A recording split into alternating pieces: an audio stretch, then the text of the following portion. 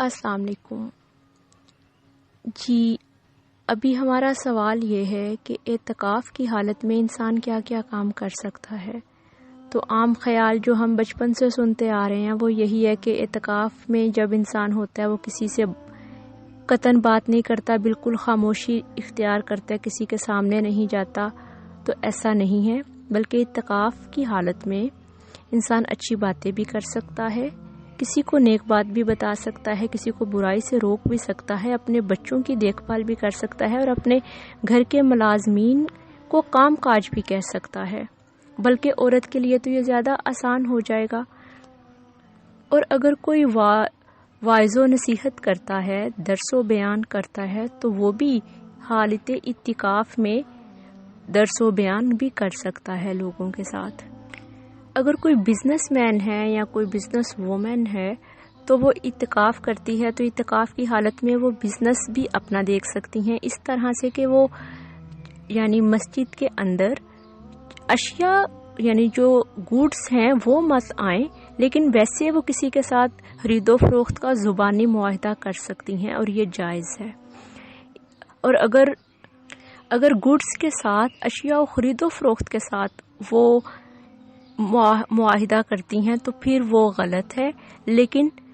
زبانی کسی کے ساتھ خرید و فروخت کرنا وہ بھی جائز ہے حالت اعتکاف میں۔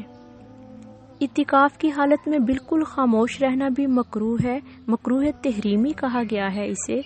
تو اس لیے بہتر یہ ہے کہ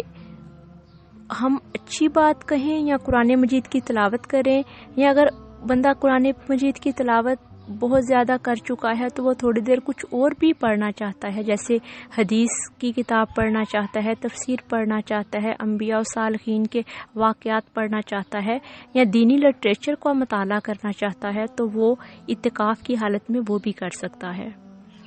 اگر کوئی مرد و عورت کسی ایسی مسجد میں اعتکاف کر رہے ہیں جہاں پہ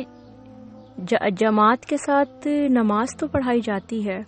لیکن جمعہ نہیں پڑھایا جاتا، تو وہ جمعہ ادا کرنے کے لیے اس مسجد سے دوسری مسجد میں جا سکتے ہیں۔ یا قضائے حاجت کے لیے اگر مسجد کے اندر لیٹرین وغیرہ کا انتظام نہیں ہے تو بھی اعتکاف کرنے والا انسان باہر جا کے قضائے حاجت پوری کر سکتا ہے۔ سیدہ عائشہ صدیقہ رضی اللہ تعالی عنہا سے روایت ہے، انہوں نے فرمایا کہ رسول اللہ صلی اللہ علیہ وآلہ وسلم بحالت اعتکاف میں مسجد میں رہتے ہوئے اپنا سر مبارک میری طرف جھکا دیتے تھے تو میں آپ کی کنگھی کر دیتی تھی، اور جب آپ معتکف ہوتے تو بلا ضرورت گھر تشریف نہ لاتے تھے۔ یعنی اس سے مراد یہ ہے کہ قضائے حاجت کے لیے وہ گھر میں تشریف لاتے تھے، ویسے وہ گھر میں تشریف نہیں لاتے تھے۔ اسی طرح ایک مرتبہ سیدہ حفصہ رضی اللہ تعالی عنہا ام المومنین نبی کریم صلی اللہ علیہ وآلہ وسلم سے ملنے کے لیے مسجد میں تشریف لے گئی رمضان کے آخری عشرے میں۔ تو آقا علیہ الصلوۃ والسلام نے ان سے کافی دیر گفتگو فرمائی، اور گفتگو فرمانے کے بعد ان کو دور تک مسجد کے باہر تک چھوڑنے کے لیے تشریف لائے۔ اور جب نبی کریم صلی اللہ علیہ وآلہ وسلم مسجد کے دروازے کے قریب ام المومنین ام سلمہ رضی اللہ تعالیٰ عنہا کے دروازے کے پاس پہنچے تو دو انصار آدمی وہاں سے گزرے، تو نبی کریم صلی اللہ علیہ وآلہ وسلم کو انہوں نے سلام کیا، تو آپ نے فرمایا ٹھہر جاؤ۔ یعنی نبی کریم صلی اللہ علیہ وسلم نے پہلے اپنی زوجہ محترمہ حضرت حفصہ سے گفتگو فرمائی اعتکاف کی حالت میں، پھر آپ ان کو چھوڑنے کے لیے گئے، اور راستے میں جب دو انصار آدمی ملے پھر ان کے سلام کا جواب فرمایا، اور جواب فرمانے کے بعد انہیں مخاطب کر کے کہا کہ ٹھہر جاؤ، یہ صفیہ بنت حیہ ہے۔ فرمایا یہ صفیہ بنت حیہ تھیں، یعنی جو میرے ساتھ ابھی ایک عورت جا رہی تھی، یہ کوئی اور نہیں تھی بلکہ میری زوجہ محترمہ تھی۔ تو ان دونوں نے کہا کہ سبحان اللہ یا رسول اللہ صلی اللہ علیہ وآلہ وسلم، کیا ہم آپ پر بدگمان ہوں گے؟ اور ان لوگوں کو یہ چیز بہت شوق گزری، مطلب انہیں بہت زیادہ